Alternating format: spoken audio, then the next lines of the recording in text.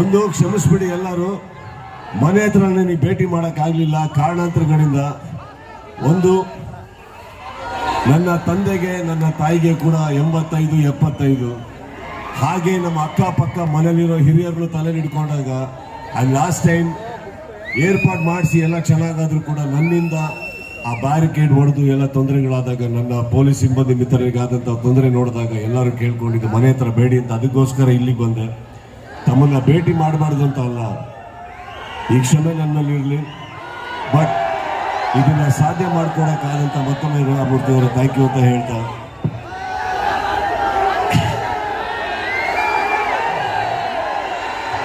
ಈಗಷ್ಟೇ 28 ದಾಟಿ 29ಕ್ಕೆ ಕಾಲಿಡ್ತಾ ಇದ್ದೀನಿ. ನಿಮ್ಮ ಆಶೀರ್ವಾದ ಹೀಗೆ ಇರಲಿ, ಸಪೋರ್ಟ್ ಹೀಗೆ ಇರಲಿ ಅಂತ ಹೇಳ್ತಾ,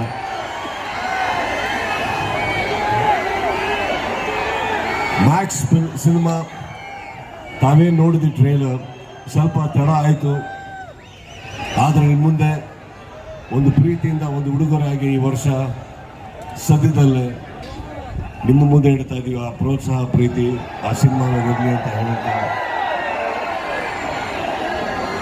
ಇಲ್ಲಿ ಪ್ರತಿಯೊಬ್ಬರಿಗೂ ಪರ್ಸನಲ್ ಆಗಿ ಭೇಟಿ ಆಗೋಕ್ಕಾಗದೇ ಇರ್ಬೋದು, ಬಟ್ ಅಲ್ಲಿಂದ ಹಿಡಿದು ಇಲ್ಲಿವರೆಗೂ ಅಂಡ್ ಬರೋಕ್ಕಾಗದೇ ಇರೋಂಥ ಪ್ರತಿಯೊಬ್ಬರು ಸ್ನೇಹಿತರಿಗೂ, ಯಾವ್ಯಾವ ಊರಲ್ಲಿದ್ದೀರೋ ಎಲ್ಲರಿಗೂ ನಾನು ಹೇಳ್ತಾ ಇರೋದು, ನಿಮ್ಮ ಥರನೇ ನೀವು ನನ್ನ ಮೇಲೆ ಇಟ್ಟಿರೋ ಪ್ರೀತಿನ ನಾನು ನಿಮ್ಮ ಮೇಲೆ ತುಂಬ ತುಂಬ ತುಂಬ ಪ್ರೀತಿ ಇಟ್ಟಿದ್ದೀನಿ, ಸದಾ ಇಟ್ಟಿರ್ತೀನಿ, ಯಾವಾಗಲೂ ಇಟ್ಟಿರ್ತೀನಿ.